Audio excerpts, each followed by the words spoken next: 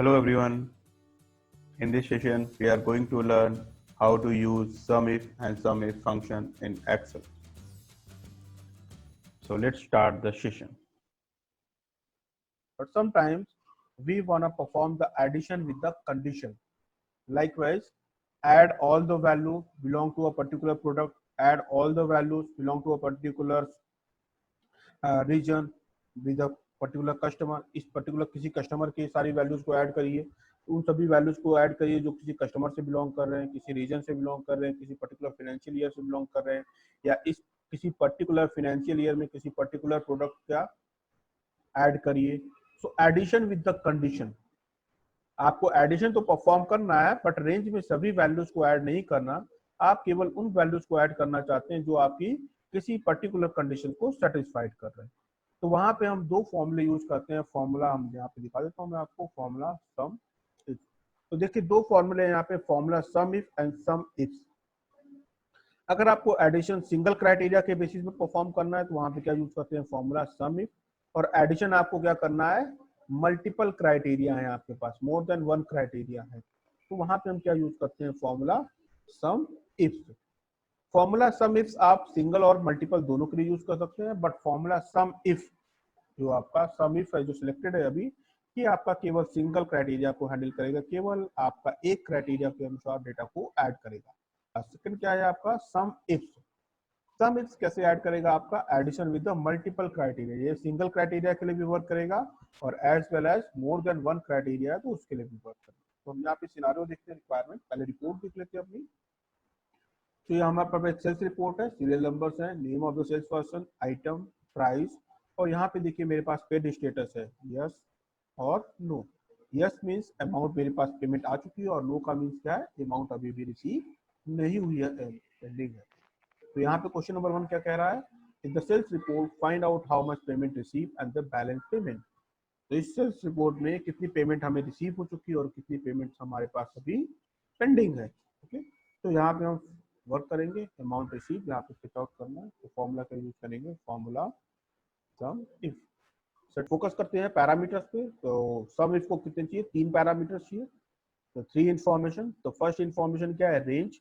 Range is refer to the criteria range, और we can say that where is the criteria. तो पहला parameter क्या पास करेंगे आप, आपका क्राइटेरिया कहाँ है.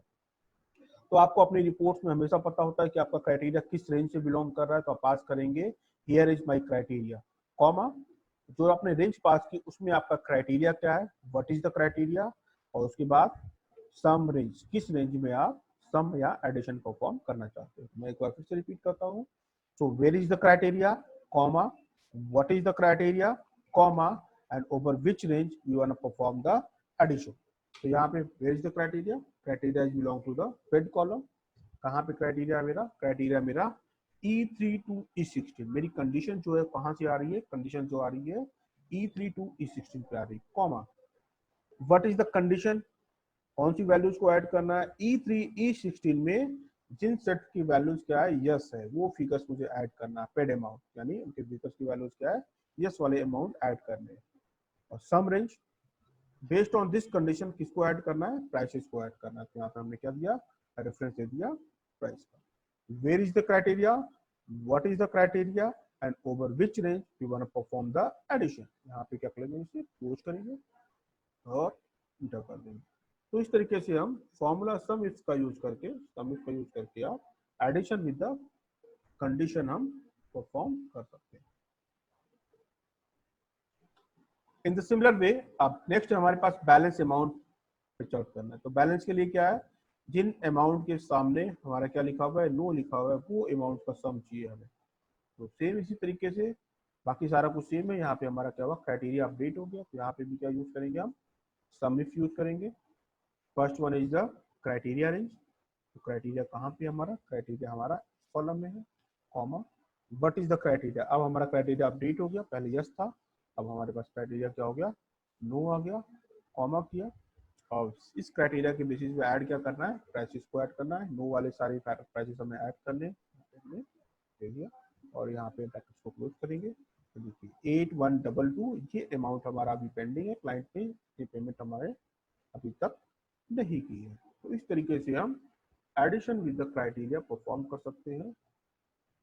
सम इफ, तो फॉर्मूला सम इफ हमें फैसिलिटी देता है addition with the single criteria, addition with हम सिंगल क्राइटेरिया फिट आउट कर लेते हैं। यहाँ पे हम इसे सेव कर लेते हैं।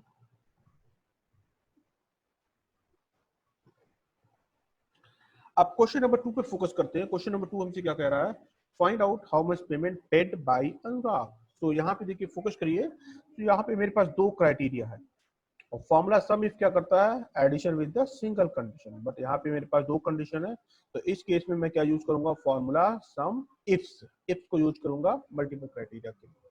तो यहाँ पे क्या करना, अनुराग ने कितनी पेमेंट्स कर दी, यहाँ पे देखिए अनुराग की मल्टीपल पेमेंट है।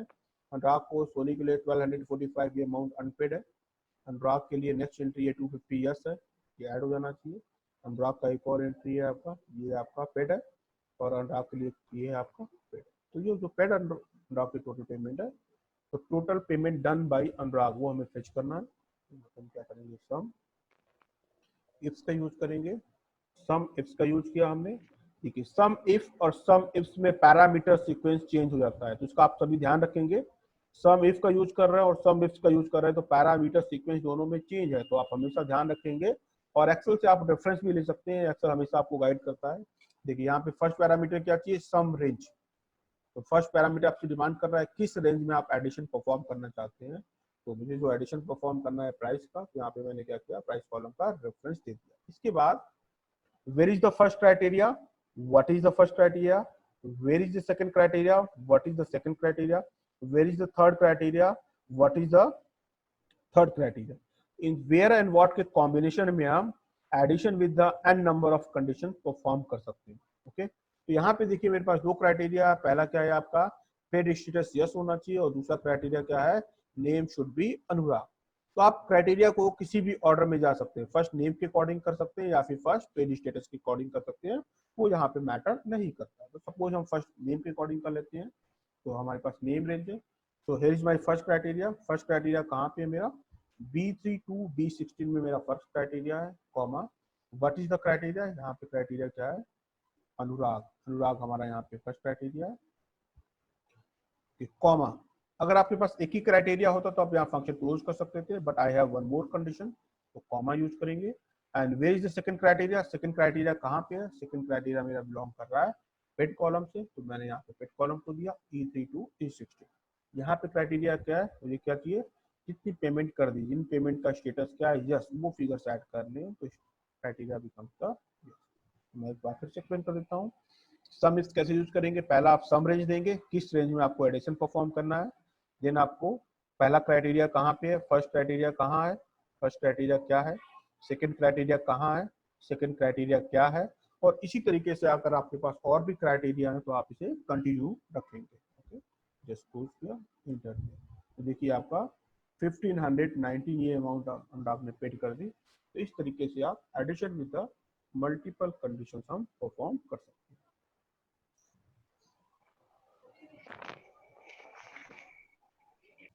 Thank you for attending the session. I hope you guys enjoy and learn something new.